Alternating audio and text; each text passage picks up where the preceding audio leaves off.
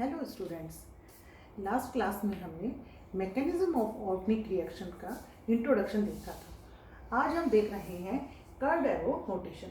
Curved arrow notation में हमें देखना है कि इलेक्ट्रॉन का ट्रांसफ़र किस एटम से किस एटम की तरफ हो रहा है। ट्रांसफ़र ऑफ इलेक्ट्रॉन में परमानेंट ट्रांसफ़र भी होता है, जैसे हम इंडक्टिव इफेक्ट में देखते हैं, और टेम्परेरी ट्रांसफ़र भी होता है इलेक्ट्रॉन का, जो कि हम इलेक्ट्रोमैग्नेटिक इफेक्ट के अंदर देखते हैं।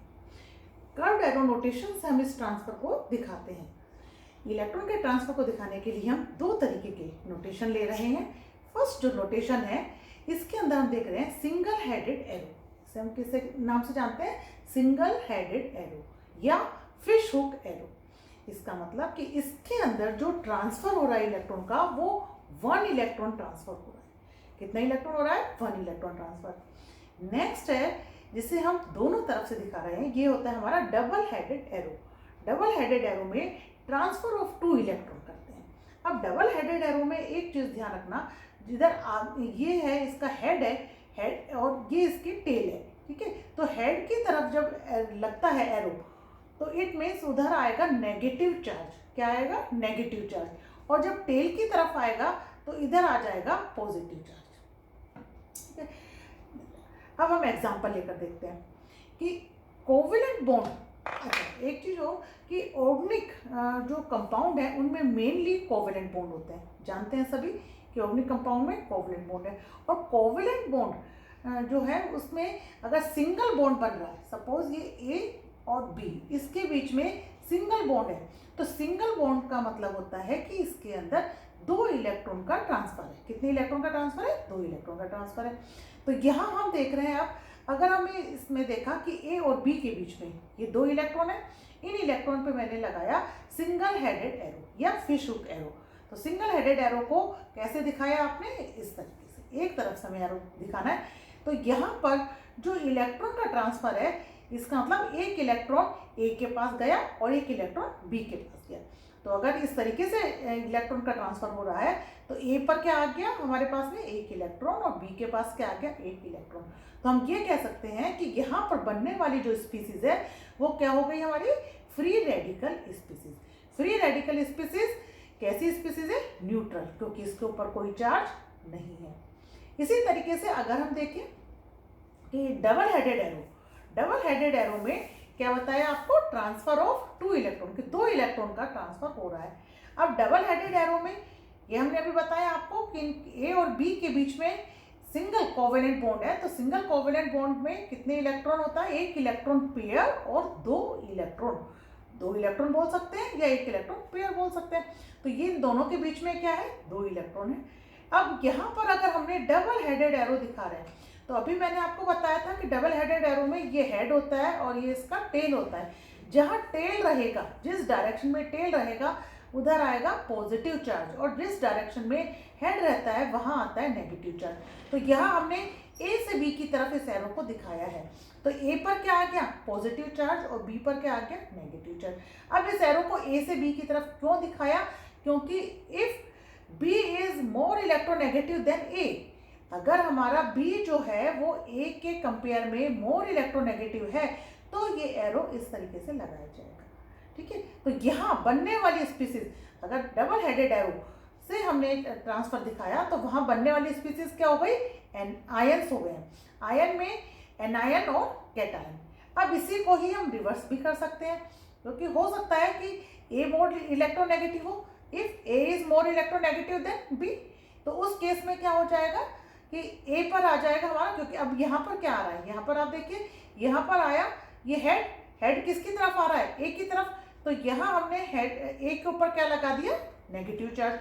और टेल किसकी तरफ आ रहा है? बी की तरफ। तो बी पर क्या लगा दिया? Positive charge. तो बी पर बी पॉजिटिव, हमारे पास क्या बन गया? कैटायन और एनायन। तो इट मीन्स हम कह सकते हैं कि अगर डबल हेडेड एरो के द्वारा ट्रांसफर किया जाता है तो वहाँ पर आयंस बनते हैं, ठीक है। आगे समझ में आप लोगों को? अब इसी से ही आपको समझ में आ जाएगा cleavage of covalent bond. Cleavage of covalent bond में बॉन्ड फिशन भी इसे हम कह सकते हैं कि breaking of bond. Bond fission क्या है? ब्रेकिंग ऑफ बॉन्ड, जो कि अभी हम देख रहे थे। ब्रेकिंग ऑफ बॉन्ड में भी क्या है? इलेक्ट्रॉन का ट्रांसफर। इसी चीज को ही हम समझेंगे। तो बॉन्ड फिशन जो है वो 2 टाइप से हो गया, होमोलिटिक बॉन्ड फिशन और हेट्रोलिटिक बॉन्ड फिशन। इसे हम होमोलिसिस भी कहते हैं और हेट्रोलिटिक बॉन्ड फिशन को हेट्रोलिसिस।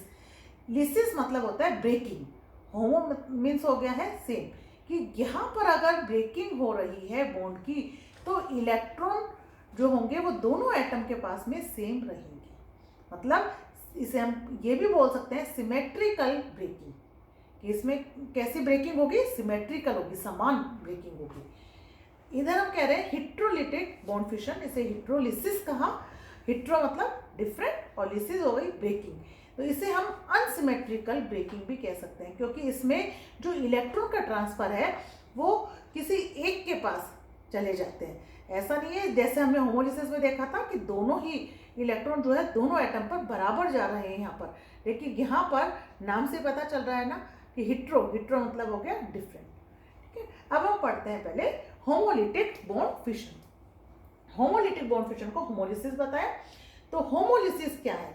होमोलिसिस में अभी आपको बताया कि होमोलिसिस में नाम से पता चला हमें कि जो इलेक्ट्रॉन है वो इक्वल डिवाइड होते हैं। इलेक्ट्रॉन क्या हो रहे हैं? इक्वल डिवाइड हो रहे हैं, मतलब each of the atom acquire one of the bonding electron. कि यहाँ हम कहेंगे कि जो बॉन्डिंग इलेक्ट्रॉन है वो दोनों एटम के पास में क्या जाएगा? बराबर जाएगा। तो इट मीन्स कि इसके अंदर होमोलिसिस में जो कैरेक्टरिस्टिक्स आएंगी हमारी वो क्या हो जाएंगी कि इलेक्ट्रॉन नेगेटिविटी जो है दोनों एटम की वो क्या होनी चाहिए? सेम हो या नियरली सेम हो। ठीक है, लगभग समान भी हो या समान हो, तो उसी केस में ही होमोलिसिस होगा। इन केस अगर दोनों की इलेक्ट्रॉन नेगेटिविटी में डिफरेंस आ जाएगा तो कौन सा बन जाएगा? फिर वो हेट्रोलिसिस बॉन्ड फिशन हो जाएगा, जो हम नेक्स्ट देखेंगे अभी।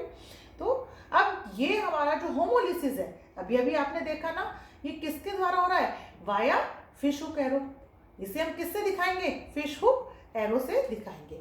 फॉर एग्जाम्पल Cl2 को अगर हम कराते हैं तो ये होता है हमारा एक प्रेजेंस ऑफ H, सनलाइट की प्रेजेंस में हो रहा है। तो यहाँ हमने सिंगल हेडेड एरो दिखाया। यहाँ इस सिंगल बॉन्ड है तो सिंगल बॉन्ड में 2 इलेक्ट्रॉन है, दोनों इलेक्ट्रॉन में Cl दोनों एटम के पास में एक एक इलेक्ट्रॉन चला जाएगा, क्योंकि सिंगल हेडेड एरो लगाया। और सिंगल हेडेड एरो को हम क्या बता रहे थे? अभी हमने देखा ट्रांसफर ऑफ 1 इलेक्ट्रॉन। तो एक इलेक्ट्रॉन जो है बॉन्ड का वो इस Cl एटम के पास चला जाएगा, दूसरा इलेक्ट्रॉन इस Cl एटम के पास चला जाएगा। तो होमोलिसिस के अंदर क्या बना हमारे पास में? Free radical.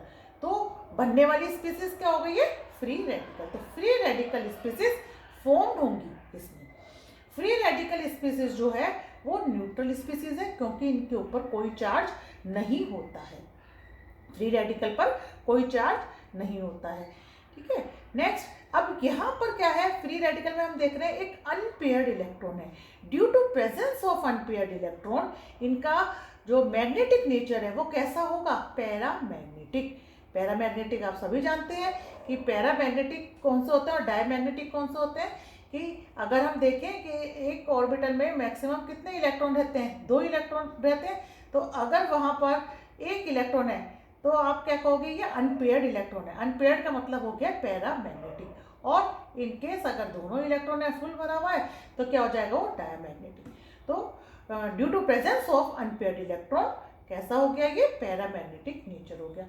और due to presence of unpaired electron more reactive and less stable होते हैं। फ्री रेडिकल स्पीसीज कैसी हो गई है? More reactive and less stable. Carbon जो है वो इसमें sp2 हाइब्रिडाइज स्टेट में होता है। कार्बन कैसा हो रहा है? sp2 हाइब्रिडाइज स्टेट में।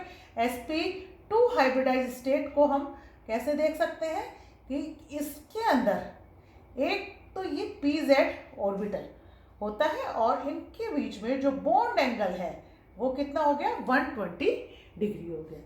और इसकी शेप जो है वो हो गई है प्लेनर ट्राइएंगुलर। स्टेबिलिटी अगर हम देखें यहाँ पर कि जो स्टेबिलिटी है उसका ऑर्डर जो रहेगा फ्री रेडिकल के लिए, tertiary is greater than secondary is greater than primary.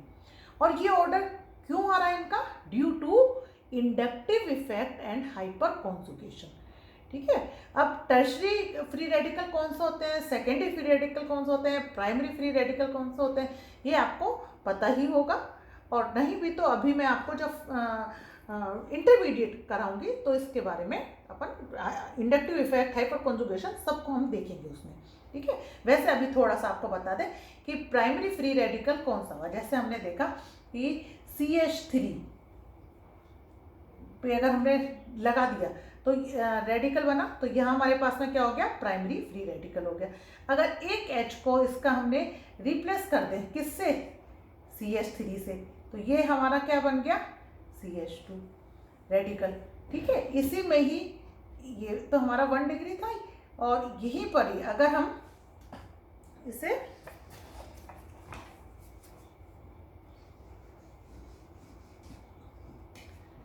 एक मिनट, अगर CH3 के हमने 2H को किससे रिप्लेस कर दिया है, CH3 से, तो ये हमारा कितना हो गया, 2 डिग्री, ठीक है।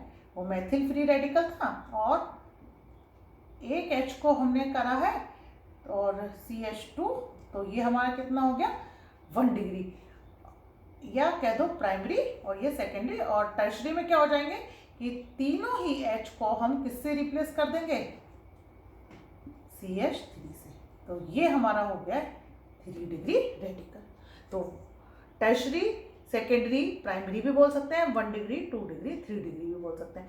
तो स्टेबिलिटी ऑर्डर जो है इनका वो क्या हो गया हमारा, tertiary is greater than secondary is greater than primary.